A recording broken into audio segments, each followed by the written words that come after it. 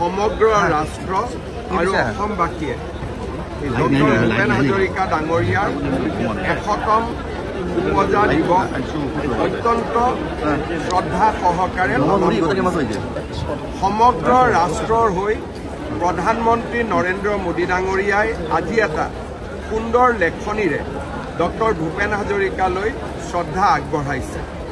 আজিৰ এই মুহূৰ্তত মই প্ৰধানমন্ত্ৰী নৰেন্দ্ৰ মোদী ডাঙৰীয়াক ধন্যবাদ জনাইছোঁ যে ভাৰত ৰত্ন ভূপেন হাজৰিকাৰ বিষয়ে আপুনি লিখা সুন্দৰ লেখনিটোৱে আমাৰ হৃদয় স্পৰ্শ কৰিছে আৰু সমগ্ৰ ভাৰতবৰ্ষতে ভূপেন হাজৰিকাৰ বিষয়ে আৰু অধিক ৰাইজক অৱগত হ'বলৈ সহায় কৰিছে।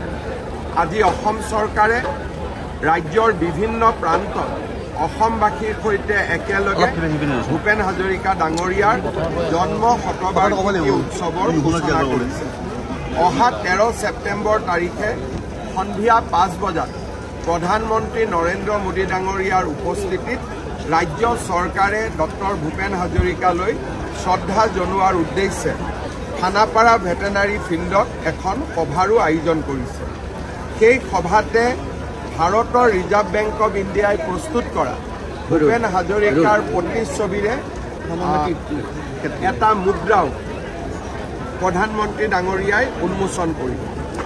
অসম প্ৰকাশন পৰিষদে ভাৰতৰ বিভিন্ন ভাষাত প্ৰস্তুত কৰা ভূপেন হাজৰিকা ডাঙৰীয়াৰ গ্ৰন্থখনো প্ৰধানমন্ত্ৰী নৰেন্দ্ৰ মোদী ডাঙৰীয়াই শুভ উদ্বোধন কৰিব।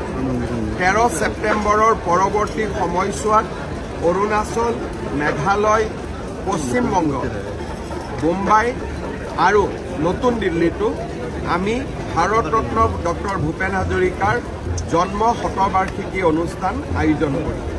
এইবাৰ বহাগৰ বিহুত অন্ততঃ এটা সন্ধিয়া ডক্টৰ ভূপেন হাজৰিকাৰ গীত আৰু মাতেৰে ভূপেন হাজৰিকাৰ স্মৃতি প্ৰাণৱন্ত আৰু জীৱন্ত কৰিবলৈ মই বিহু সমিতিসমূহকো আহ্বান জনাম।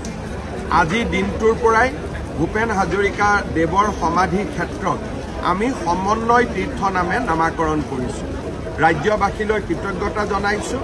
ভূপেন হাজৰিকা ডাঙৰীয়াৰ জন্ম শতবাৰ্ষিকী অসমৰ বিভিন্ন প্ৰান্তত পালন কৰাৰ বাবে পুনৰ এবাৰ ডক্টৰ ভূপেন হাজৰিকালৈ মোৰ শ্ৰদ্ধা আৰু অযুত কৃতজ্ঞতা নিবেদন কৰিছোঁ।